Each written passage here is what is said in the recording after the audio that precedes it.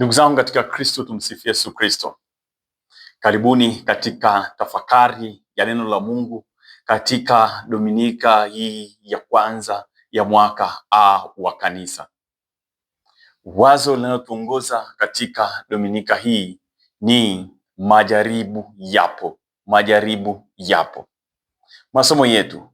Somo la kwanza linatoka katika kitabu cha Mwanzo, ile sura ya pili aya ya 7 hadi ya 9 na ile sura ya 3 aya ya kwanza hadi ya 17.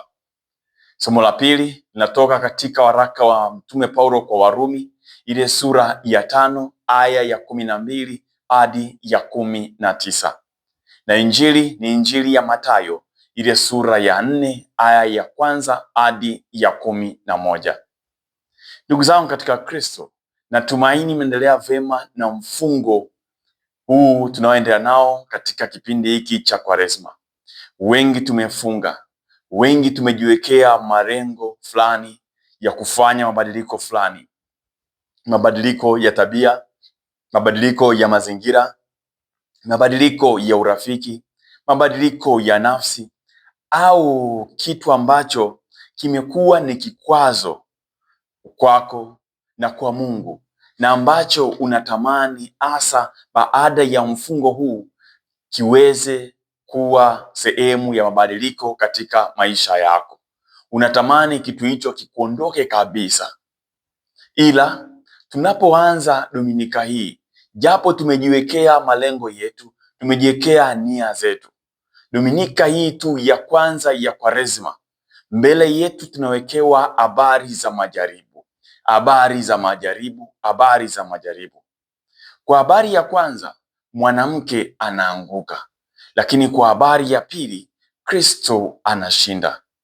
Tukiwa kweli mbele ya Mungu, tupo katika safari hii ya siku 40. Kama nilivyosema, tumejiwekea malengo yetu, tumejiwekea nia zetu za kufanya mabadiliko makubwa katika maisha. Yamkini kuna wengine tumekwisha anguka tayari, tumekwisha shindwa, lakini kuna wengine bado tumesimama. Kikubwa lazima tuelewe, siku 40 ni siku za mapambano, ni siku za majaribio, ni siku za kupitia vishawishi, kwa sababu majaribu yapo, lakini safari inaendelea. Safari hii si nyepesi, tusichoke. Japo tutakutana majaribu ambayo wakati fulani yanatuangusha, lakini tuamini, tukimtegemea Mungu tutashinda. Tusichoke kuomba, tusichoke kusimama. Ndio maana wazo kuu katika Dominika hii ni majaribu yapo. Majaribu yapo. Somo la kwanza, ndugu zangu, kama nilivyosema, linatoka katika kitabu cha Mwanzo, ile sura ya pili aya ya 7 hadi ya 9 na ile sura ya 3 aya ya kwanza hadi ya 7.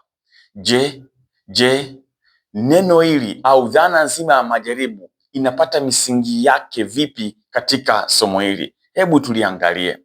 Somo hili linaeleza au linamwelezea Adam au binadamu alivyoumbwa kutoka katika vumbi au udongo, yaani Adama kwa Kiebrania.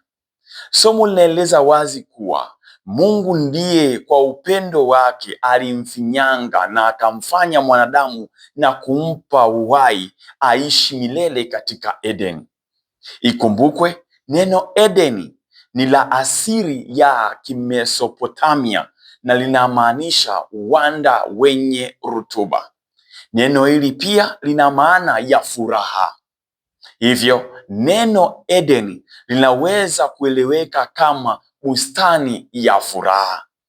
Kwa Kigiriki neno lililotumika ni paradisi, ambalo pia kwa Kimesopotamia linamaanisha bustani yenye raha. Hivyo Mungu alimuumba mwanadamu aishi kwa furaha, aishi kwa raha.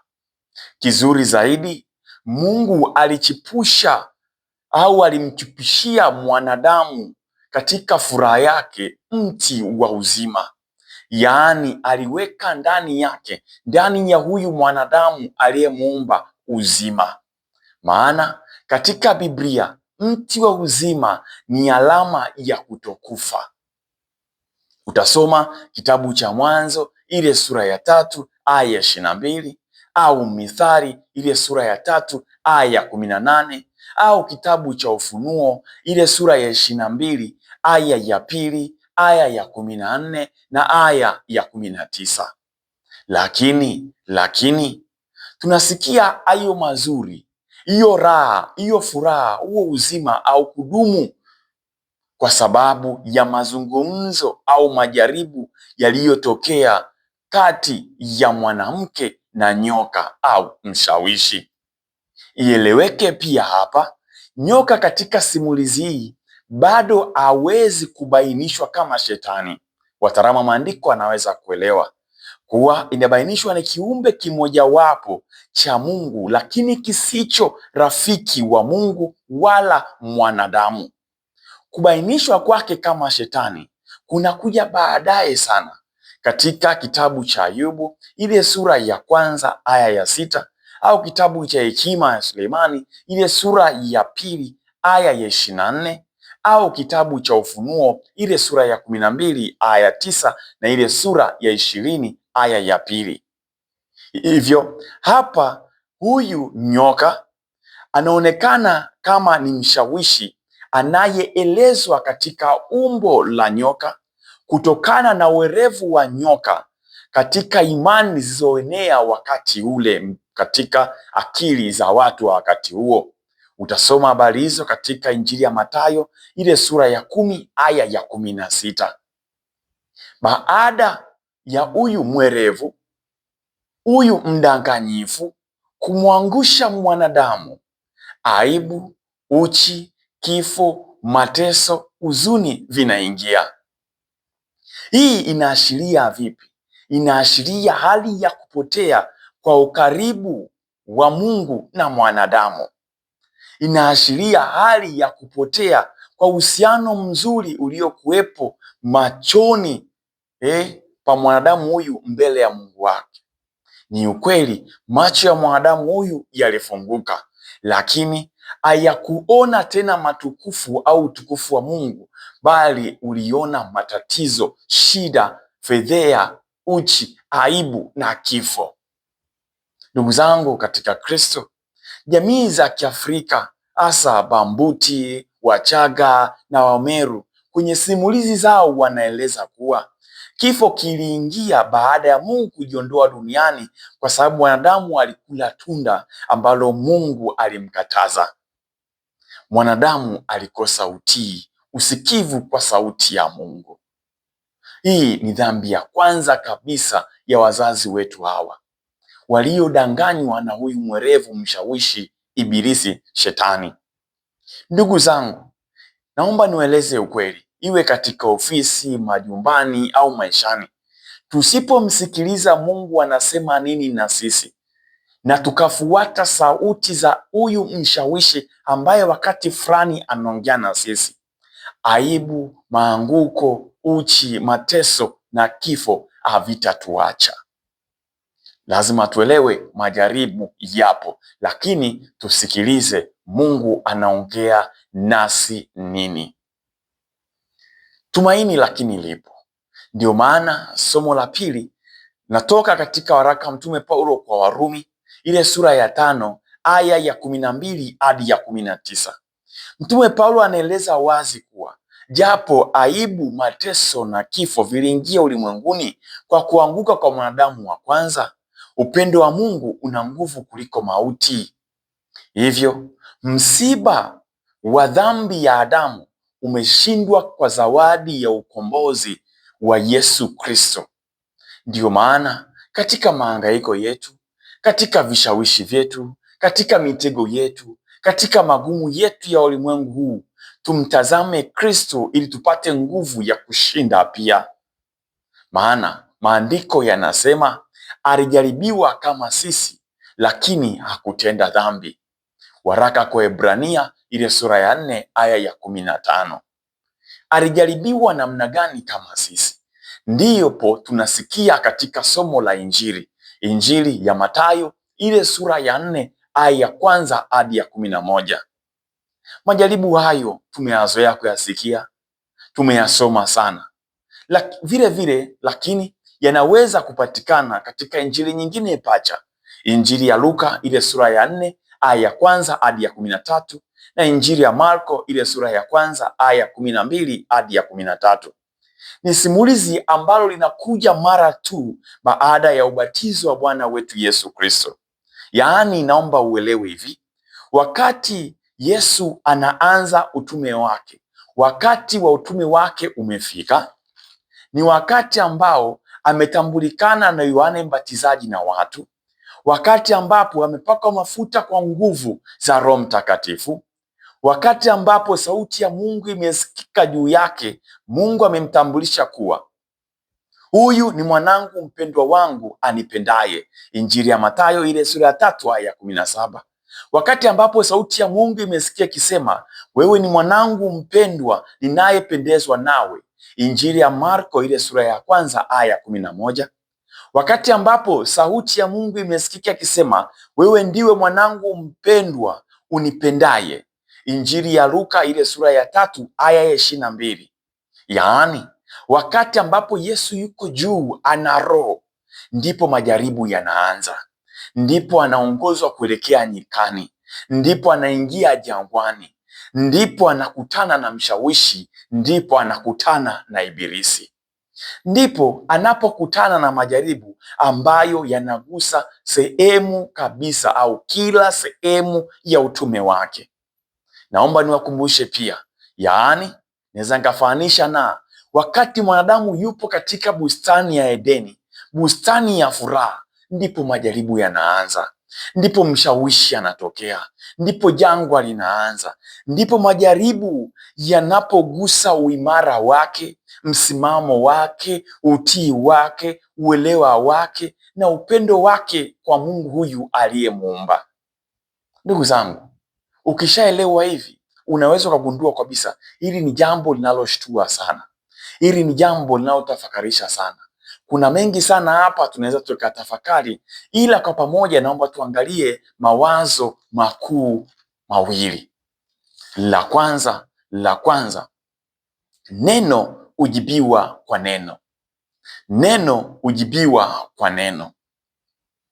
Ndugu zangu, tumesikia Yesu akijaribiwa na anajibu kwa neno, na maandiko matakatifu yanasema, na kwa kuwa mwenyewe alipata majaribu aweza kuwasaidia wenye kujaribiwa. Kristu alijaribiwa ili atusaidie. Waraka kwa Waebrania ile sura ya 2 aya ya 18. Tunaweza kujiuliza hivi, je, Yesu alijaribiwa kweli kama sisi? Tumeyasikia majaribu hayo aliyoyapitia. Je, yanafanana na yale tunayoyapitia sisi? Enzi zake unaweza ukasema hakukuwa kuna intaneti, hakukuwa na magari mazuri, hakukuwa na majumba, simu, baa nzuri, fahari kama ilivyo sasa. Unaweza ukasema hivi. Hii ni sawa na mtu mwingine kusema, padri atanishaurije kuhusu ndoa na yeye mwenyewe hajui vishawishi na magumu katika ndoa? Tusichojua ni nini? Tusichojua ni kwamba sisi tunaongelea dhambi bila kujua majaribu yanatoka katika nyanja za dhambi. Aina yoyote ile ya dhambi inapatikana au kutoka katika nyanja kuu ambazo kwazo Kristu alijaribiwa na akashinda. Haya majaribu makuu matatu yanagusa mwili wake, yanagusa hisia zake, yanagusa imani yake. Nyanja kuu hizi tatu ni zile ambazo hata sisi zinatugusa: tamaa ya mwili, tamaa ya macho na kiburi cha maisha. Unaweza ukasoma hizi nyanja ambazo zipo katika ulimwengu katika waraka wa kwanza wa Mtume Yohane kwa watu wote, ile sura ya 2 aya ya 16. Ikumbukwe na ieleweke kuwa wana wa Israeli walijaribiwa katika nyanja hizi huko jangwani, wakaanguka. Mwanamke tuliyemsikia katika somo la kwanza alijaribiwa katika nyanja hizi akaanguka, ila Kristo yeye alishinda kwa kuwa alitumia neno. Tumesikia Kristo akitupiwa neno na maneno na mshawishi, yani Ibilisi, ila alijibu kwa neno. Imeandikwa. Mtakatifu Jerome anasema kutojua maandiko ni kutomjua Kristo. Ndugu zangu katika Kristo, tunaalikwa leo kukumbuka kuwa katika vishawishi, katika majaribu, tusisahau neno linasema nini, Mungu anasema nini. Tukimjua Kristo tutajua maandiko, naye atatuongoza katika majaribu. Tuyaangalie majaribu haya ya Kristo na tuyaone yanatugusa vipi katika maisha yetu. Jaribio la kwanza ambalo lazima ulijibu kwa neno kama Kristo alivyojibu kwa neno ni badili mawe kuwa mkate. Ni jaribio la kwanza. Hili ni sawa na jaribio la wana wa Israeli la mana jangwani. Kitabu cha Kutoka ile sura ya 16 aya 4. Ni masuala ya kimwili kabisa. Tumesikia, ikiwa wewe ndiwe mwana wa Mungu, badili mawe haya kuwa mkate. Mjaribu hana mashaka kabisa na Yesu. Kauli hii taisikia ikijirudia tena msalabani. Ikiwa ndiwe mwana wa Mungu, shuka msalabani. Injili ya Mathayo ile sura ya 27 aya ya 40. Yaani, kwa nini ufe na njaa? Kwa nini uteseke? Kwa nini uhangaike? Kwa nini usitumie nguvu zako? Kwa nini usitumie uwezo wako? Kwa nini usitumie madaraka yako? Kwa nini usitumie hicho ulichopewa kufanya kitu, kuonyesha kwamba unaweza? Haustahili kuteseka kwa sababu una nguvu, una madaraka, una uwezo wa kutiisha tamaa zako au njaa yako ya kimwili. Wakati fulani katika maisha, hata sisi tunaweza tukajaribiwa vile vile. Unaweza ukakuta Ibilisi anaongea na wewe, kuna sauti ya ndani inaongea na wewe, au kupitia ndugu, jamaa, marafiki au wale wanaokuzunguka. Ikiwa wewe ni bosi, unashindwa kufanya nini? Wewe si kiongozi, kwa nini uteseke? Fanya kitu. Wewe si una pesa, sasa unashindwa nini? Wewe kwenye familia ndiwe mwanaume, ndiwe kichwa, sasa unashindwa nini? Nani wa kusema zaidi? Wewe si mzuri, tumia uzuri wako, tumia hicho ulichopewa. Wewe si padri, sasa kwa nini unateseka? Unateseka kwa njaa jangwani. Naomba niongee kwa hiyo. Unateseka kwa njaa jangwani, mawe yapo, uwezo wa kugeuza mkate unao. Shida yako nini? Ibilisi anaweza kaongea na wewe kwa namna hiyo. Kwa uwezo wako unaweza kufanya kitu, unaweza ukavunja sheria, unaweza ukaharibu, na hakuna kufanya chochote kile. Ndugu yangu, ukijikuta katika majaribio hayo ya kutumia uwezo wako ili tu uweze kunufaika wewe mwenyewe, uweze kupata kile ambacho mwili unahitaji, kumbuka, neno ujibiwa kwa neno. Kristu anasema mtu hataishi kwa mkate tu, mkate wa sifa, kujionyesha, kupongezwa, mafanikio, kuridhisha mwili. Mkate utakaoshibisha mwili tu, lakini ukafisha roho. Bali mtu ataishi kwa kila neno litokalo kinywani mwa Mungu. Ananukuu kitabu cha Kumbukumbu la Torati ile sura ya 8 aya ya 3. Kumbuka, neno ujibiwa kwa neno. Ukiingia katika kishawishi cha kubadili mawe kwa mkate, kumbuka, mtu ataishi kwa mkate tu. Ya mwili yanapita, tamaa za mwili zinapita, ila tii njaa ya roho yako. Jaribio la pili, jitupe chini, itupe chini. Hili linafananishwa na jaribio la kugonga mwamba mara 2. Ibilisi pia ananukuu maandiko. Mwamba mara 2, hizo habari tutazisoma katika kitabu cha Hesabu ile sura ya 20 aya kwanza mpaka 13. Nimesema Ibilisi ananukuu maandiko. Atakuagizia malaika zake wakulinde. Anasema mikononi mwao watakuchukua, usije ukajikwaa mguu wako katika jiwe. Ibilisi ananukuu Zaburi ile ya 91 aya 11 na kuendelea. Lazima kujua pia jaribio hili lilikuwa na mtazamo wa kimasia na jinsi masia ajaye atakavyokuwa.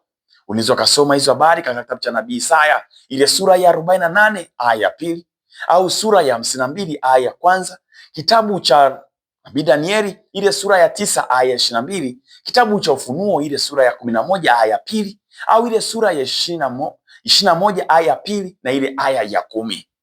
Hili ni jaribio la kutaka maonyesho kutoka kwa Mungu. Naomba nieleze ukweli. Hili ni jaribio la kutaka maonyesho kutoka kwa Mungu, kutaka imani iwe ya maonyesho bila mashaka kabisa. Ni jaribio la kutaka ishara na miujiza. Niwakumbushe, wana wa Israeli walipopata kiu walianza kumlalamikia Mungu na Musa. Ilibidi Mungu ajionyeshe kuwa ni Mungu katika mwamba. Utasoma katika kitabu cha Kutoka ile sura ya 17 aya ya 7 au ile sura ya 15 aya 22 mpaka 27, au nimesema kitabu cha Hesabu ile sura ya 20 aya ya kwanza mpaka ya 13. Katika maisha kuna wakati huwa tunaangukia na sisi katika majaribio haya katika jaribu hili la kutaka ishara na miujiza. Kuna wakati kwa sababu ya kukosekana kwa ishara au miujiza tunahama makanisa, tunaamini labda tumelaaniwa, tunapiga ramli na kwenda kwa waganga. Tunamuuliza Mungu, mbona ujionyeshi? Kama kweli unanipenda jionyeshe. Kama kweli ni mponyaji jionyeshe. Kama kweli ni mpaji jionyeshe. Wakati fulani ili kulazimisha miujiza na maonyesho kama Ibilisi alivyofanya, huwa tunanukuu maandiko ili kufiksi yale matarajio yetu au kile ambacho nataka Mungu afanye bila kujua. Imani ya kweli inapimwa katika majaribu. Imani ya kweli inapimwa katika mitihani. Mtakatifu Yohane wa Msalaba anasema, imani inaweza ikawa giza katika akili za kibinadamu, ila ni mwanga katika ulimwengu wa roho. Tuamini katika majaribu, katika magumu Mungu yupo. Ogopa sana kutaka Mungu ajionyeshe, Mungu ajidhihirishe ili uamini. Mungu yupo na atatenda kwa wakati wake. Yesu anasema kama nilivyosema, neno ujibiwa kwa neno. Usimjaribu Bwana Mungu wako. Kitabu cha Kumbukumbu la Torati ile sura ya 6 aya ya 16. Wakati wa magumu usiingie katika kishawishi cha kutaka maonyesho kumjaribu Bwana Mungu wako. Jaribio la pili ambalo tunaweza kukutana nalo ndugu zangu katika safari yetu hii ni kuonyeshwa milki juu ya mlima. Ni jaribio kama linafanana na kutengeneza ndama wa shaba. Kitabu cha Kutoka ile sura ya 32. Hili ni jaribio la kutaka kuchuchumalia, kuabudu malimwengu yanayopendeza kwa macho. Niwaambie, kwa sababu za tamaa za milki na mali za malimwengu, wengi wameingia katika mtego huu wa Ibilisi. Wengi wametoa kafara, wengi wameabudu miungu ya uongo, wengi wameenda kwa waganga, wengi wametoa na kuuza utu wao, wengi wamejidhalilisha ili mradi tu wapate vyeo, mali, majumba, pesa, fahari na vitu ambavyo vinapita vya ulimwengu huu. Kuna watu mpaka sasa hivi tunavyoongea wanaishi kwa masharti, mateso, damu, hofu ofisini, biashara na majumbani, kwa sababu walipiga magoti na kumsujudia Ibilisi ili wapate hicho ambacho wamekishikilia. Yesu anatukumbusha, msujudie Bwana Mungu wako na umwabudu yeye peke yake. Kumbukumbu la Torati ile sura ya 6 aya ile ya 13. Majaribu yapo ndugu zangu katika maisha. Kwa sababu ya binadamu wetu tutaingia jangwani, tutajaribiwa, tutapitia magumu, lakini kama tusimwache Mungu, tuamini tunayopitia ni ya muda tu. Ipo siku yataisha. Tunukuu maandiko matakatifu na tuelewe maandiko matakatifu, kwa kuwa neno ujibiwa kwa neno. Wazo la pili na la mwisho ni kumbuka, unapopiga hatua yanapiga hatua. Unapopiga hatua yanapiga hatua. Ndugu zangu, naomba tuelewe hili. Maisha yetu ni safari, na hata uwe tajiri kiasi gani, uwe na afya kiasi gani, uwe ni maarufu kiasi gani, uwe na cheo kiasi gani, uwe na mamlaka kiasi gani, hautamaliza safari yako hii ya maisha bila kuingia jangwani. Na yawezekana ukaingia jangwani si mara moja au mara mbili. Amini na kueleza, katika deni yako utavamiwa na mshawishi, si mara moja au mara mbili. Nataka niwaambie kitu hapa. Wengi huwa tunaamini sana, nikipiga hatua fulani katika maisha, mimi maisha yangu yatakuwa safi, mimi mambo yangu yatakuwa safi.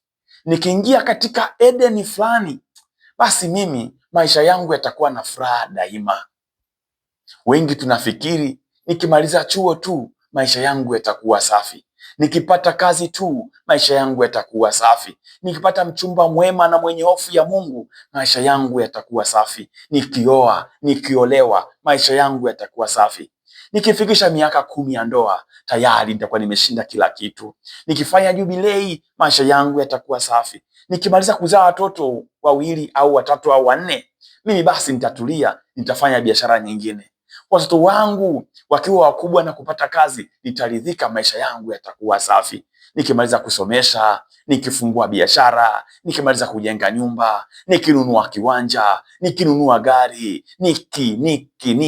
maisha yangu yatakuwa safi. Bila kujua. Unapoanza kupiga hatua, mshawishi au majaribu nayo yanapiga hatua. Unapoingia katika Edeni ambayo unaifikiria, kesho yake tu hodi ya ibilisi au shetani au mshawishi inafika mlangoni mwako. Ndio maana mwanzo nilisema yalikuja baada ya Yesu tu, baada ya mwanamke tu. Hivyo na wewe unaposema tu, wazungu wanasema in any new level there is a new devil. Usisahau, nikwambie, majaribu makuu katika maisha yako yatakuja pale ambapo utajiona kibinadamu umefika. Pale unaposema nikistaafu tu, majaribu yanaanza. Presha, magonjwa mbalimbali, sukari, nini yanaanza. Pale unaposema nikifunga ndoa tu, amini usiamini, ni kana kwamba umemfungulia shetani mlango. Anaanza, vishawishi vinaanza, magumu yanaanza, ibilisi huyu hapa. Pale unaposema nikifunga nadhiri tu, tayari ibilisi anapiga hodi. Pale unaposema nikiwa padri tu, tayari. Naomba nikwambie, shetani au mshawishi huyu hasemi uongo. Kama ilivyokuwa kwa mwanamke, kama ilivyokuwa kwa Yesu, shetani au mshawishi au ibilisi hasemi uongo, bali anatengeneza kwa werevu mkanganyiko ambao unakupoteza. Pale unapopiga hatua tu, shetani anakutengenezea mkanganyiko ambao unaweza ukakupoteza. Ndio maana nasema unapopiga hatua, naye anapiga hatua. Anakuja anaongea na wewe taratibu. Eti kwani mke wako atajua? Kwani mke wako anajua kabisa? Hatajua, lakini anachotaka kukueleza ni tofauti kabisa. Kwani mme wako amesafiri eti? Kwani mapadri hawaoi? Yani anakutengenezea mazingira. Kwani kwenye biashara siua? Kwani kwenye ofisi siua? Yani unajikuta katika hali ambayo unatengenezewa mazingira, na ukiruhusu, naomba niwakumbushe, ukiruhusu mjadala tu, naye umeisha. Amini usiamini, ukiruhusu mazungumzo tu, raha itapotea, uzima utapotea, furaha itapotea. Amini usiamini, utaanguka, utabaki uchi, familia itateseka, paradisi ile ambayo ulikuwa unaifurahia itapotea. Paradisi ya familia, paradisi ya kazi, paradisi ya maisha, upadri, utawa utageuka kuwa jehanamu, kilio na kusaga meno. Usiruhusu mazungumzo. Ukianza tu kuona mshawishi anaingia, shika rozari sali, piga ishara ya msalaba, shika Biblia soma, mkaribishe Kristo, yeye aliyeshinda, ili akuongoze, ili awe pamoja nawe katika majaribu hayo. Naomba nikwambie, katika majaribu hayo yakiingia, shika simu pia, mpigie mke wako, ongea naye, ongea na watoto wako, ongea na rafiki zako, ongea na wale ambao watakuleta karibu na yale maagano uliyofanya, ongea na Mungu wako ili akusaidie. Ndugu zangu, naomba niwaambie na nirudie tena, sisi kama binadamu tutapitia hayo majaribu, ila tuamini Mungu hatatuacha. Tunayoyapitia ni ya muda. Ipo siku malaika watakuja kututumikia, furaha itarudi, amani itarudi, upendo utarudi, nasi tutafurahi mbele ya Mungu sasa na hata milele. Amina. Mungu ni kuombe akumwacha Kristo, Roho wa Mungu akumwacha Kristo asikuache pia. Mungu akumwacha Ibrahimu katika majaribu asikuache pia. Mungu akuwatelekeza na kuacha wana wa Israeli katika majaribu asikuache pia.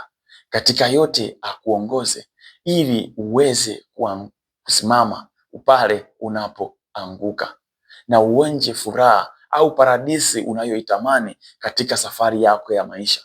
Paradisi hiyo ionekane ofisini, paradisi hiyo ionekane katika biashara, paradisi hiyo ionekane katika familia, paradisi hiyo ionekane moyoni mwako, nawe uwe na furaha milele na milele.